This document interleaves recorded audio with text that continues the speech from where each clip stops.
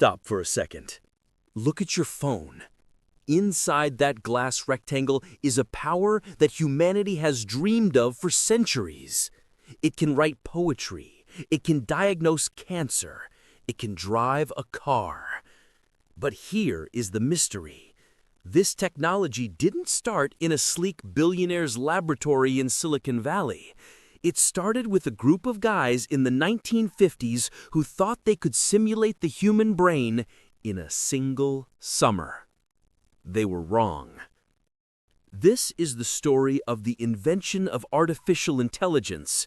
It's a story of genius, massive failure, a frozen winter that almost killed the industry, and the sudden, terrifying resurrection that changed our world forever. Today, we are decoding the mind of the machine. To find the origin, we have to go back to the aftermath of World War II. The world was rebuilding, but one man was already living in the future. Alan Turing. You might know him as the man who cracked the Nazi Enigma code, but his biggest contribution wasn't about war. It was about peace and logic. In 1950, computers were basically giant calculators. They crunched numbers. That's it. But Turing asked the dangerous question, can machines think? He knew people would argue about the definition of thinking, so he created a game, the Imitation Game. We now call it the Turing test. The rules were simple. A human judge types questions to two hidden players. One is a human, one is a computer. If the judge can't tell which is which, the machine is intelligent. Turing predicted that by the year 2000, machines would fool us 30% of the time. He was a visionary, but he didn't invent the term artificial intelligence. That happened 6 years later at a legendary summer camp for geniuses. The year is 1956. The place is Dartmouth College, New Hampshire. A mathematician named John McCarthy convinced the Rockefeller Foundation to give him some money for a summer workshop.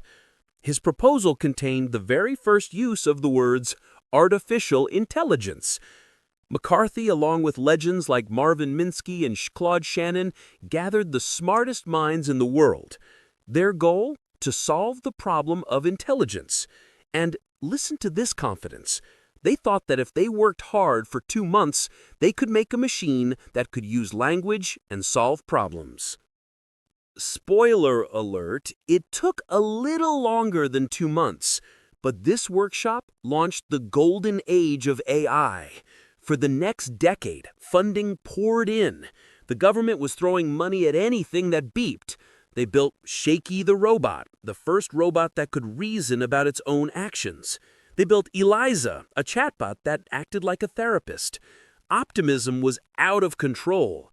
Marvin Minsky famously said, within a generation, the problem of creating artificial intelligence will substantially be solved. He was wrong. The math was right, but the computers were too weak. They had promised the moon, and when they couldn't deliver, the funding stopped. By the mid-1970s, the party was over. This period is known by a terrifying name, the AI Winter. Governments in the US and UK realized that translating Russian during the Cold War was harder than they thought. In 1973, a report called the Lighthill Report slammed AI research. It basically said, you guys are achieving nothing. Research centers closed. Careers were ruined. The word AI became a taboo. If you wanted a grant, you didn't say AI. You said machine learning or informatics. But in the 80s, a thaw began. Corporations started using expert systems. These weren't creative brains. They were just massive lists of if-then rules. If engine light is on, then check oil. It wasn't sexy, but it made money. Then in 1997, a major symbolic victory happened. IBM's Deep Blue computer played Garry Kasparov, the world chess champion. and the computer won. It was a shock to the system. But Deep Blue wasn't really thinking, it was just calculating millions of moves per second, brute force. To get to the AI we have today, we needed to stop programming rules, we needed to teach machines to learn. Entered the concept of neural networks. Scientists wanted to mimic the physical structure of the human brain, neurons connected by synapses. The idea existed in the 50s, but we didn't have the data or the processing power to run it until the 2010s. Three things happened at once. 1. The internet gave us massive amounts of data to train on. 2. Gaming graphics cards, or GPUs, became cheap and powerful enough to crunch that data. 3. A researcher named Geoffrey Hinton and his students proved that deep learning actually worked. In 2012, a neural network crushed the competition in image recognition.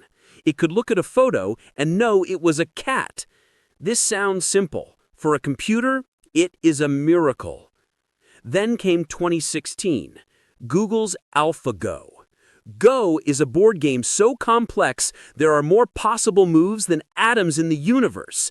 Experts said an AI couldn't beat a pro for another 10 years. AlphaGo beat the world champion 4-1. It didn't just memorize moves. It played a move 37, that was so creative, so alien, that it made the human player cry. That was the tipping point. From there, we got the large language models, GPT, the AI that can write, code, and speak.